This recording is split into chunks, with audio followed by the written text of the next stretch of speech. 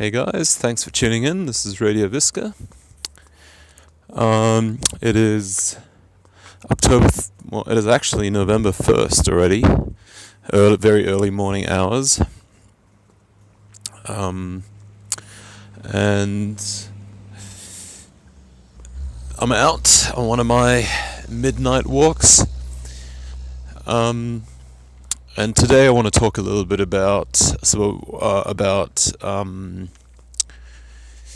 social atomization again.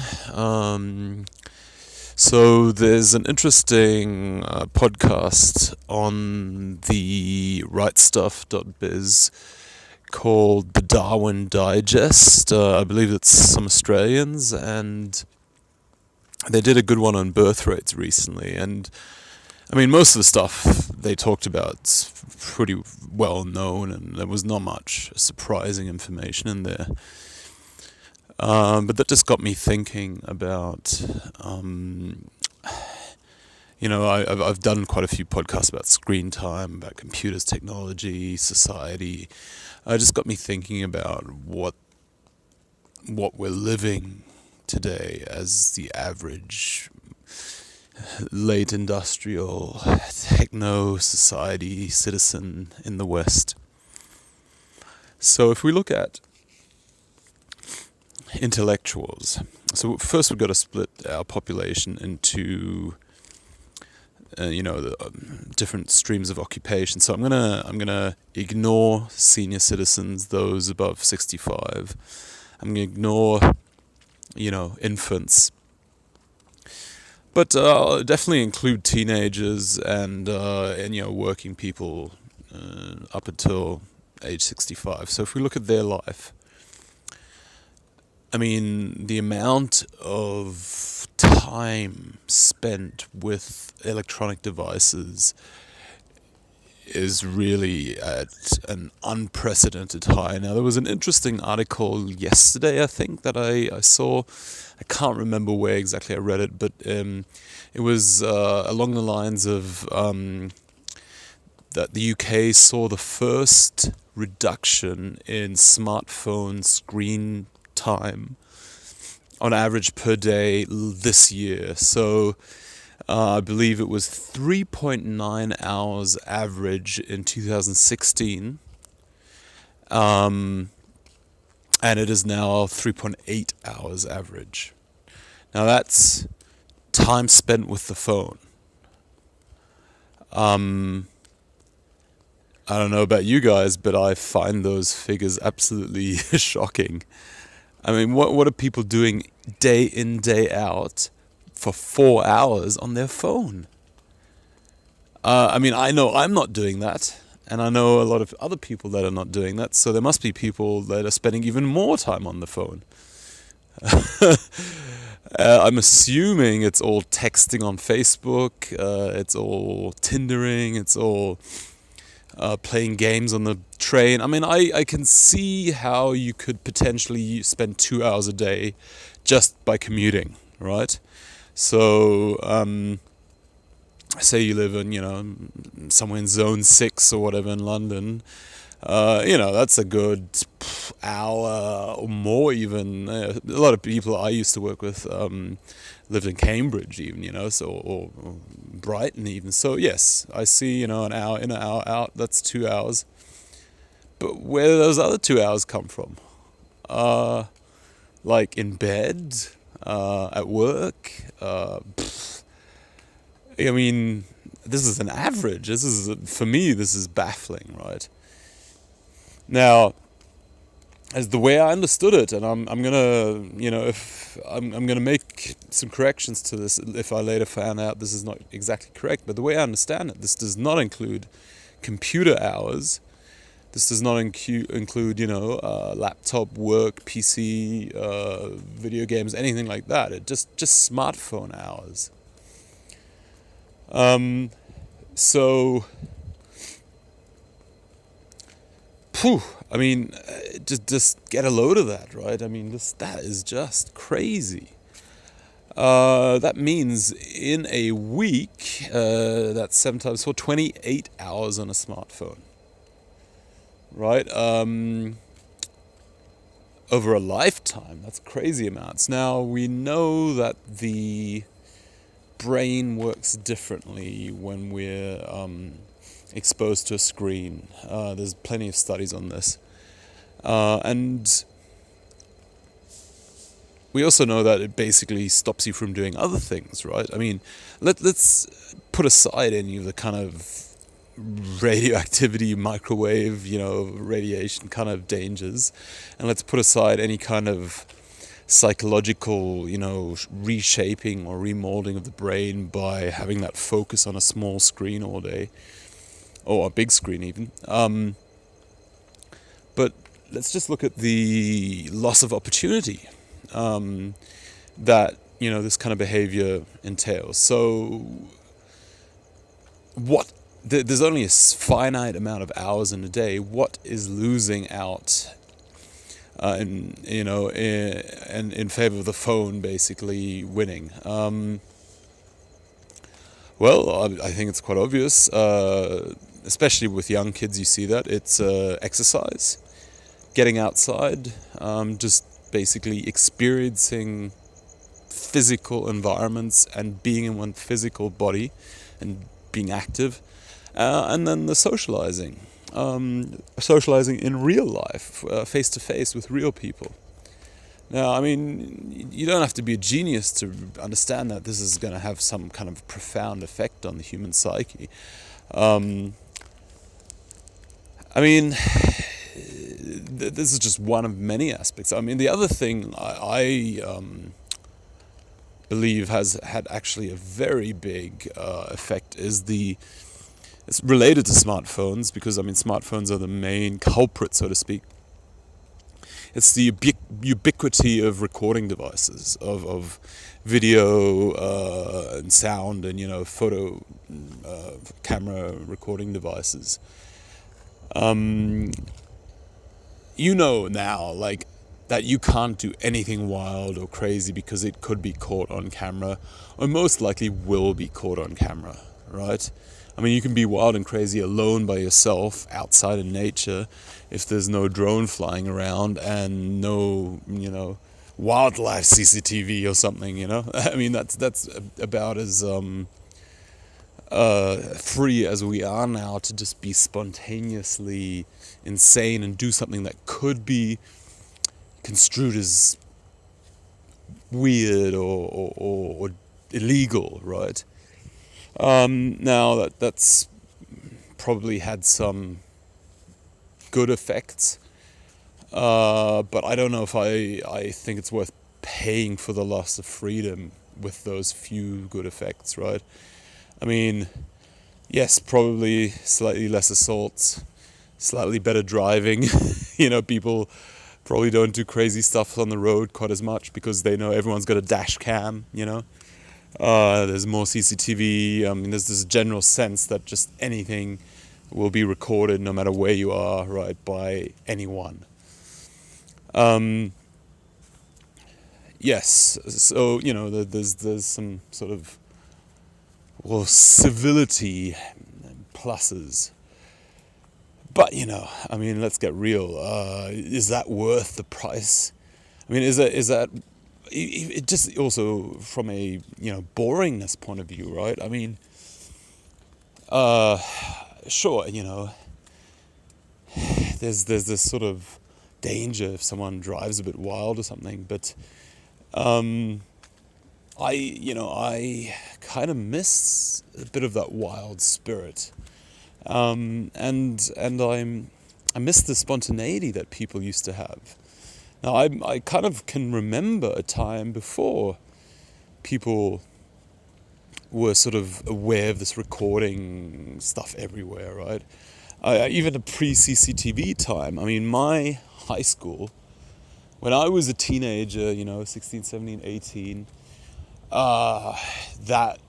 And also I wasn't in the UK or the United States at that time, so the whole CCTV, phone camera, all that, this wasn't a thing, not at all.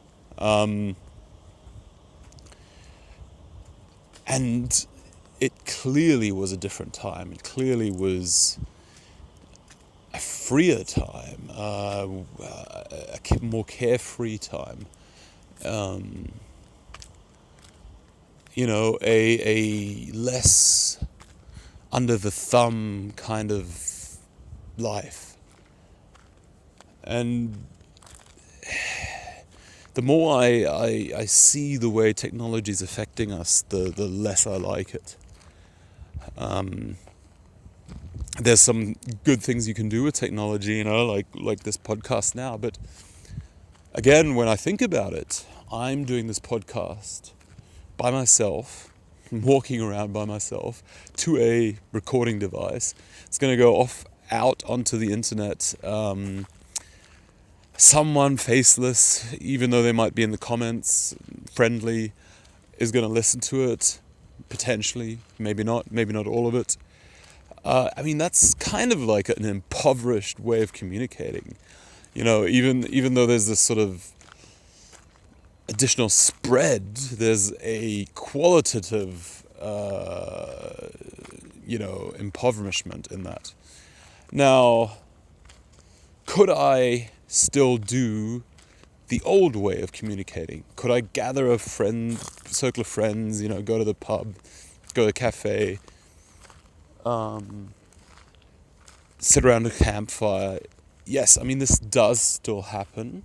It is still possible. Now, however, in a lot of those locations, there will be CCTV, there will be the potential of someone having a phone recording you, so any the things you're willing to say and the level of kind of agitation and energy and passion you're allowed to put into it, or willing to put into it, I would say is diminished with that constant, subconscious background thought of recording technology, right? People do not get into heated arguments anywhere near as often anymore. And heated arguments are part of what, it's being passionate about something, right? It's a way. What I would argue, one way to be free, right? If you constantly have to bite your tongue, and if you constantly have to, if you're constantly thinking, oh my God, if I say this and then someone's going to record it and it's going to be on YouTube and this is going to go viral and then I'm going to look like an idiot and I'm going to regret what I said. That is, it's kind of hell on earth, right? Having a passionate argument is one way to be free. And now I'm not saying that, everyone in every situation constantly thinks of all the consequences. Otherwise there'd be no funny blooper videos. There wouldn't be any crazy videos on YouTube, right? But I think a significant subset of the population is aware of it constantly, or depends on the personality really, right? On how much you care about that. And also, I don't think anyone hasn't somehow had, in this day and age, hasn't had the thought, this could end up on the internet. It's very interesting because conflict between people today immediately gets the phone, right? People start videoing each other. You go look at any kind of fight or protest, and everyone's got their bloody phone out and is recording the whole thing, right? And even between neighbors, you have some dispute, that people start video phoning each other on the street. Someone argues, right? And that phone out immediately thing dampens the argument. So now, what kind of psychological effect does that have? Well, people do back down, I'd say, in the face of a phone, right? They know this can legally be used against them, it's like evidence, basically, right? And it's far better than he said, she said, right? What else? They don't, apart from the legal police, court system side of things, there's also the social enforcement, even if nothing really constitutes any kind of crime that they say or anything they behave. And by the way, I mean, it's very easy for the police to deem something intimidation or threats of violence, right? I mean, you could just like lean in on someone, and that's like a threat. That's like a verbal assault, right? I mean, they'll try to, if they want to nail you, they'll any kind of body language will be deemed violence, right? I mean, there is and I believe there's a purpose behind this, right? I mean, this is a sort of monopoly on violence by the state, kind of, turning, subjugating the population into meek, kind of obedient cogs in the machine, really, right? I mean, that's a different topic, but if you guys want me to do a podcast on that one, let me know in the comments. But I don't want to go too much onto a tangent on how obedience and what I would call subordination, are kind of baked into the whole system. But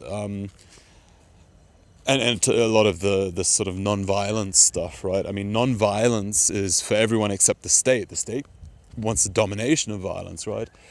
So, I mean, the whole legal system rests on violence. Otherwise, nobody would follow the laws, right? Nobody would stop for the police if there's no potential threat of violence. And we know what happens to people who don't stop for the police in their car. They get rammed and shot at, right? And they got the helicopter after them, and then end up on cops or whatever craziest police chases. So in other words, there's the threat of violence is not eliminated in our society. It's simply monopolized by a certain group. But that's a tangent. I guess I'm more wanting to talk about the sort of horizontal enforcement, the sort of social, social kind of consequences type.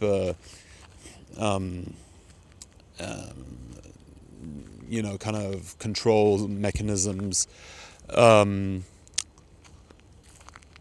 that have been strengthened through technology to what I believe is an almost unbearable level now. So, and when I say unbearable, of course everyone's dealing with it, putting up with it, but I believe it's actually directly resulting in bad outcomes for society, for us, for Westerners especially. Now, I think, for example, one of them is the low birth rate, and the low family formation. So we know that it takes a certain level of aggression and willingness to make a fool of yourself, and what I would call flamboyance to attract women, right? Certainly in the animal kingdom we can see displays of aggression, displays of colorful dress, displays of wealth, status, etc. in the courtship game, and I believe it's quite similar with humans.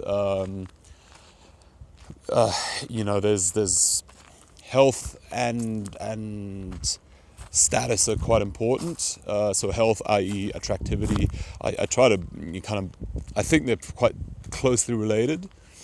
Youth, health, attractivity.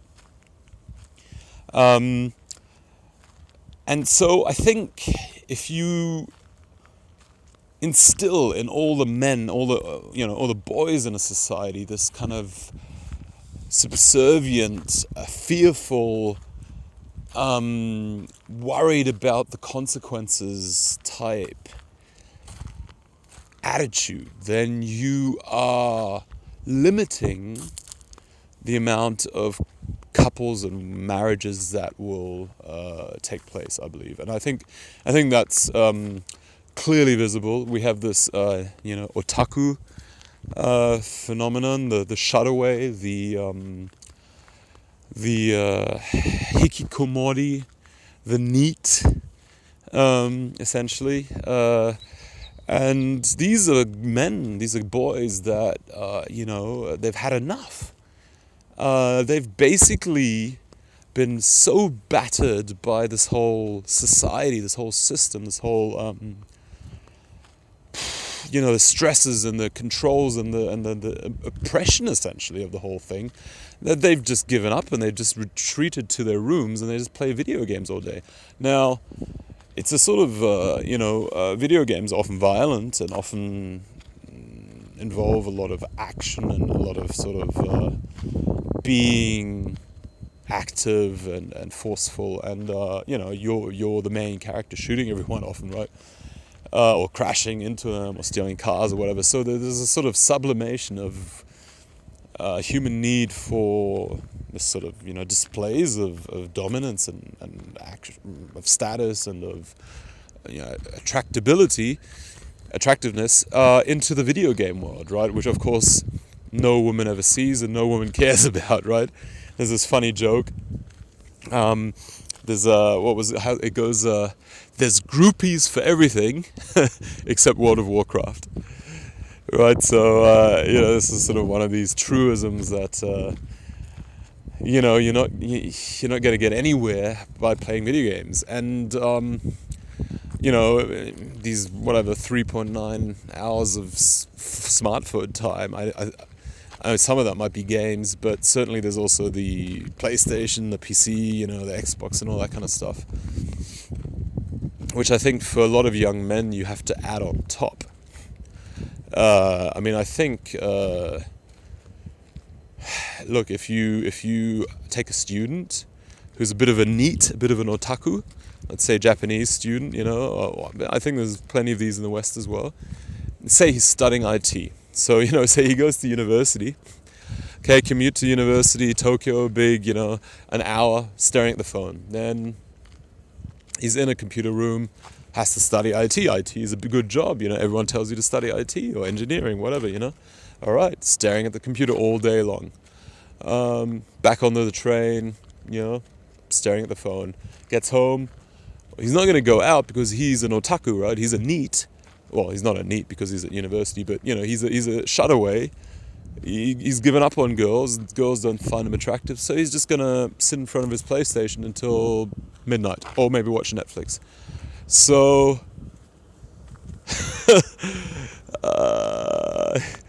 did this person actually spend much time away from a screen during a waking day? Probably just a lunch break to get some ramen. It's pretty easy to look at your phone while you're eating your ramen, right? I mean, this is real. There are millions of people actually behaving like this today. This is not, I'm not exaggerating here. I think this is far more common than we believe. There are some shocking statistics to back this up, but I don't think it's even that easy to capture these statistics. Now, how do we know this is true? I mean, just look at the video game market, right? It's billions. It's bigger than movie industry now, as far as I know. Just look at some of these big titles like Warcraft or Eve or Skyrim or whatever they are. I mean, there's shooting ones, first person, and then if you look at it is a huge business and there's a huge culture around it. And these companies are making money somehow, right? There's a lot of places people gaming all the time. So, and then on top of that, all the smartphone, and then on top of that is the digitization of the workplace, right? So, if you go to central London, what do people do all day? There's the service workers who are standing, in your Waitrose or whatever, Sainsbury's, and talking to people, or the waiters in the pub. But then some sales assistants in the shops. But if you go up one level, or into all the top offices, and pretty much everyone's just sitting in these boxes staring at a screen all day, right? That's what their work is. They're shuffling information back and forward. They're creating imagery. They're creating accounting documents, business plans, words, and they're shuffling these words back and forward on the internet, right, through email and through data transfers. So I mean, that's what people's life is these days. I mean, if you're like a white collar worker, you're just one of millions of humans shuffling information back and forward, right, via computer networks. It just makes me think of the Matrix so much. I mean, it's just, and it's kind of apocalyptic when you really think about it this way. It is apocalyptic because, I mean, I think there's clear signs of it out on the street. Personally, I think that nightlife, at least where I live, has strongly declined. I've got anecdotal sort of evidence for this as well. I've spoken to a few musicians. I went into a piano shop a few weeks ago, and I talked to some older guys there. You know, they're sort of piano salesmen, and they had guitars and those kind of things as well. And they said, yeah, in the 70s and the 80s, there would be an event every night. You know, in the 90s even. You know, they couldn't, you know, they'd have gigs every night. Different places, pubs, whatever, you know, just be nightlife, there'd just be music events, you know, in cellars, wherever, cellar bars, jazz cellars, whatever. And now they have one maybe every 2 weeks. Now, okay, these guys are a bit older, so maybe there's some younger guys that are filling in, you know, coming up, but, their opinion was that it had declined amazingly strongly, that people literally weren't out at night compared to how it was during their youth. It makes sense, right? I mean, in the 70s, not even everyone had a TV yet. What would you do at home? Read? And we know everyone's not a reader. So that, again, as well, has a limiting effect on socializing and therefore courtship rituals between men and women, which also, somewhat reduces the amount of relationships that form. Now, okay, we've got Tinder and these kind of things to maybe balance it out. But does it really? I'd have to see some statistics on that, I don't know how effective those apps are. So I guess it just strikes me every now and then as just this kind of slow, silent creep coming over us, this sort of technological revolution, right? This, this complete inversion, complete destruction, really, of people's natural behavior, their habits, their cultural kind of traditions. The everyday life of humans has been altered in a way that it never has been altered before. Living in houses would have been a big change compared to just roaming the landscape, or living in caves. Using fire to cook would have been a big change.